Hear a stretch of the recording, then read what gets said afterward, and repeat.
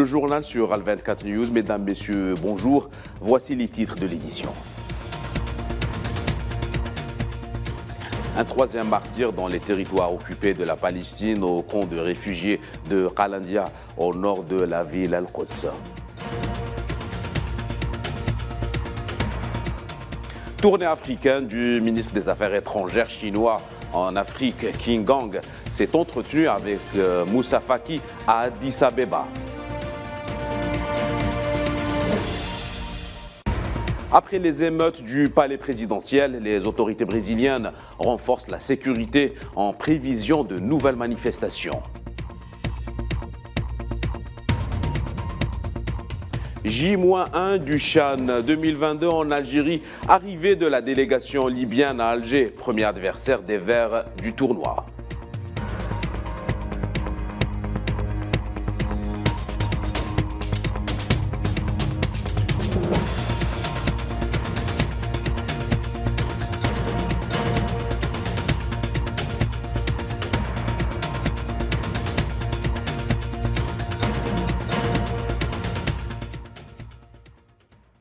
Voilà pour les titres. On entame cette édition par l'actualité en Palestine.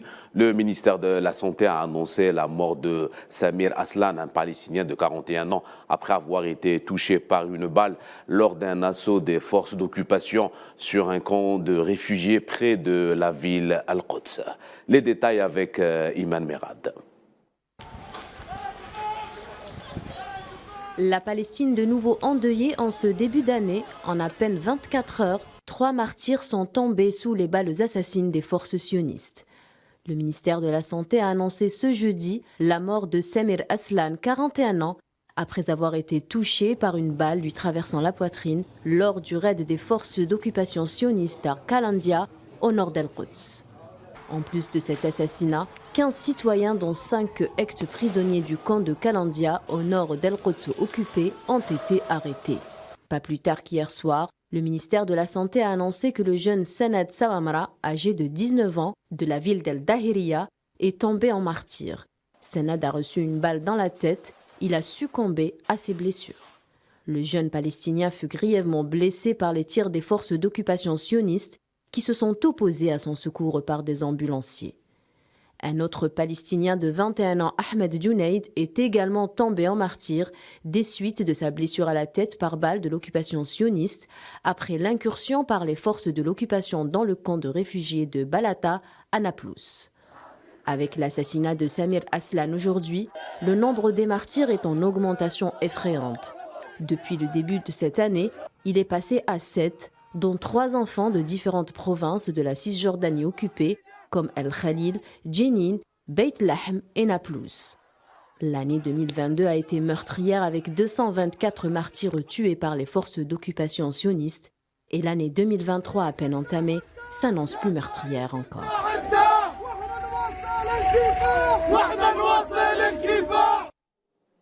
Et à noter qu'une grève générale a eu lieu au sud de la région Al-Khalil après l'assassinat du jeune Sanad Al-Samamra. La grève intervient à l'appel du mouvement Fatah et comprend tous les aspects de la vie commerciale, éducative et des transports publics.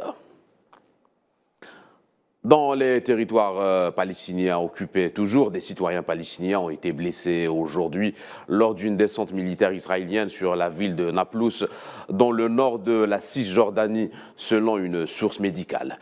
De violents affrontements ont éclaté entre les forces d'occupation et les jeunes palestiniens dans diverses parties de Naplouse, au cours desquelles les soldats ont tiré avec des balles réelles.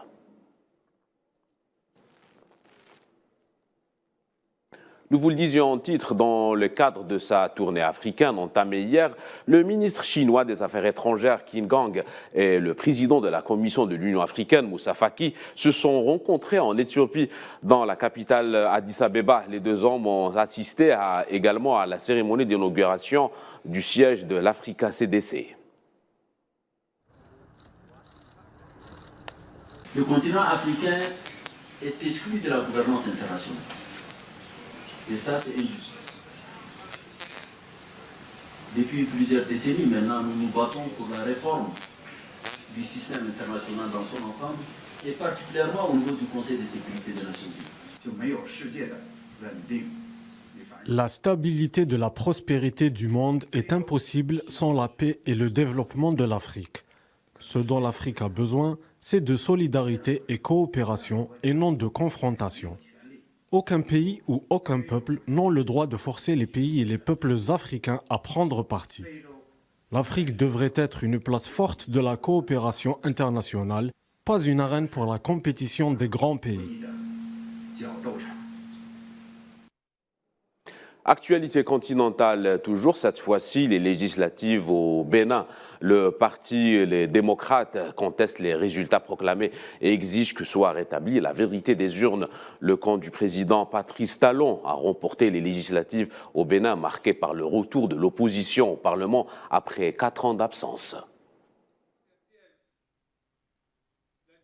Le parti Les Démocrates conteste les résultats proclamés par la Sénat et exige que soit rétablie la vérité des urnes. C'est pour cette raison que le parti Les Démocrates s'active déjà pour introduire des recours auprès de la Cour constitutionnelle afin qu'il soit rétabli dans ses droits. Au Sahara occidental et à quelques heures de la tenue du 16e congrès du Front Polisario, une très forte participation est annoncée avec pas moins de 2000 participants attendus à Dakhla. Le congrès connaîtra également une participation très importante des délégations étrangères issues de pays frères et amis pour prendre part à ce rendez-vous capital pour la cause sahraoui et le droit à l'autodétermination, comme le stipule la législation internationale. Les détails avec Tinhin Al-Makassi. L'abcès sécuritaire au Sahel au cœur des préoccupations africaines.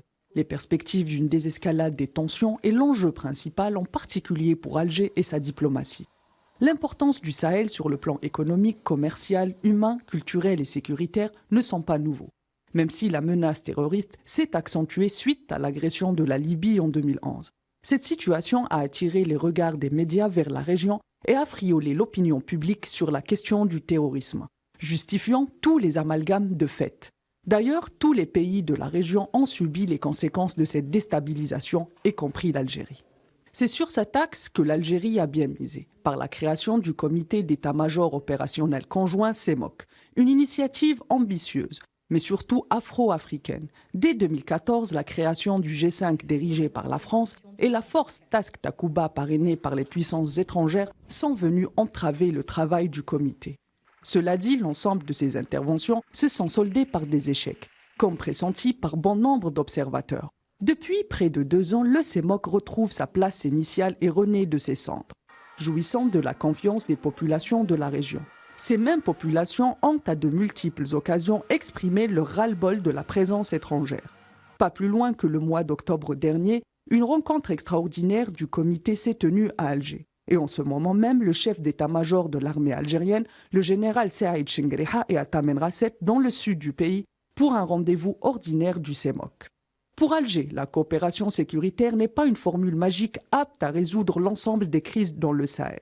Aux côtés de la sécurité, le développement se taille la part du lion en matière de préoccupations stratégiques.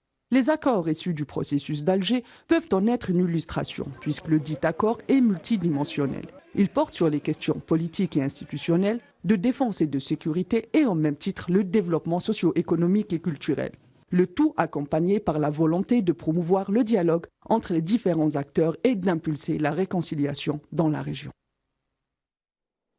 Dans une nouvelle tentative d'inonder l'Algérie de stupéfiants et de drogue, des trafiquants marocains ont tenté d'introduire une quantité de plus de 12 quintaux de kiff via les frontières.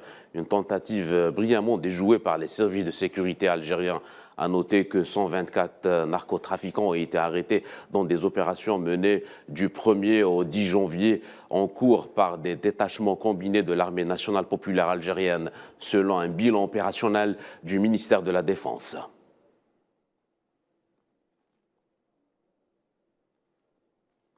Le volte-face du chef du gouvernement espagnol Pedro Sánchez vis-à-vis du Sahara occidental continue de causer la perte économique du pays. La réponse de l'Algérie sur le plan commercial a engendré de très lourdes pertes économiques à Madrid en 2022. Le manque à gagner pour les entreprises se chiffre, selon les médias espagnols, à pas moins de 630 millions d'euros. Les détails avec Souhila Kilal. 630 millions d'euros de pertes, c'est selon le média espagnol Voz Populi, le montant du manque à gagner essuyé par l'Espagne depuis le changement de position de son Premier ministre concernant le plan marocain d'autonomie pour le Sahara occidental. Le virage amorcé par Pedro Sánchez a froissé les relations algéro-espagnoles. Alger a vite réagi. Suspension du traité d'amitié avec l'État espagnol et gel des relations commerciales. Cette crise entre les deux pays a affecté le commerce par bateau et les transactions bancaires, mais fidèle au principe de respect de ses engagements contractuels, l'Algérie a continué tout de même à fournir du gaz à Madrid. Selon le journal français Le Monde, les résultats économiques de l'Espagne pour juin et juillet 2022 incluaient déjà des pertes de 140 millions d'euros par mois. Des secteurs comme la céramique ont été particulièrement impactés par la perte des débouchés à l'export vers le marché algérien. La suspension du traité d'amitié et le gel des relations commerciales nuit fortement à l'économie espagnole et aux relations bilatérales. Les autorités espagnoles en sont conscientes et tentent d'y remédier, même si le rétablissement des relations entre les deux pays n'est pas pour demain. José Manuel Álvarez, le chef de la diplomatie espagnole, a reconnu qu'il y a des opérations commerciales des entreprises espagnoles toujours bloquées et que l'Union européenne maintient des contacts avec le gouvernement algérien pour rechercher une solution. De son côté, le président du gouvernement régional de Valence, Ximo Puig, recherche des intermédiaires commerciaux à Alger pour aider à l'exportation des entreprises valenciennes. Dans la capitale brésilienne, Brasilia, la sécurité est renforcée à l'extérieur du palais de Planalto du Congrès national et de la Cour suprême fédérale sur fond de rumeurs de manifestations pro-Bolsonaro après que des partisans de l'ex-président ont pris d'assaut le siège du pouvoir lors d'émeutes qui ont déclenché un tollé international. Dans le département de Cusco, au Pérou, de violents affrontements s'étendent à la ville touristique de Cusco, l'ancienne capitale de l'Empire Inca, où un manifestant a été tué et plus de 20 personnes, dont 6 policiers, ont été blessés.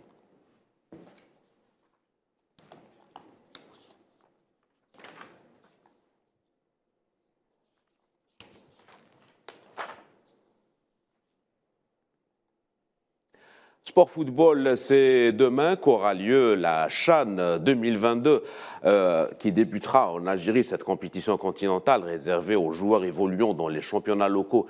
La délégation libyenne est arrivée à Alger pour affronter la sélection algérienne en match d'ouverture demain au stade Nelson Mandela.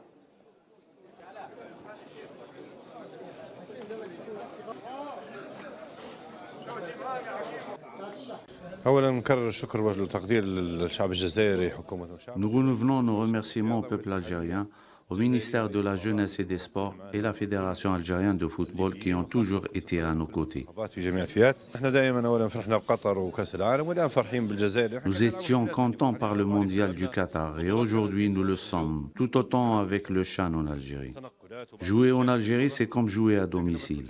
Le public est de même, qu'il soit algérien ou libyen.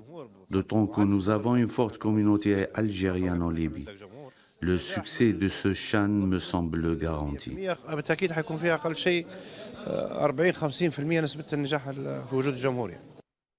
Et avant le coup d'envoi du tournoi, il y aura bien sûr une cérémonie d'ouverture avec en principal animateur l'artiste algérien Soul King et le Congolais Dadju Djuna. Cette compétition sera assistée par plusieurs personnalités sportives de premier plan. C'est ce qu'a dévoilé Rachid Okali lors de la conférence de presse de la CAF animée en présence du secrétaire général Véron Mosengo Omba.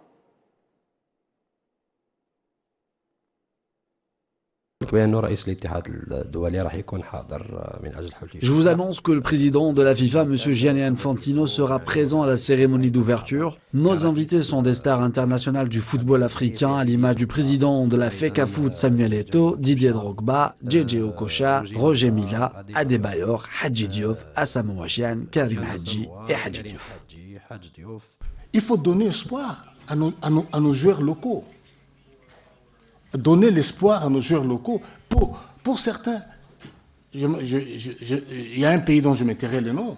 Il a dit, ça c'est notre... Il ne participe jamais à la CAN. Il dit, ça c'est notre CAN, ça c'est notre Coupe du Monde. 66 pays, les 32 matchs seront télévisés dans 66 pays. Au niveau de la production, par le passé, on avait 14 caméras, 14, if I'm not wrong. Pour le match de demain, il y aura 28. That's correct. C'est la fin de cette édition. L'information continue sur Al 24 News. Excellent après-midi à tous.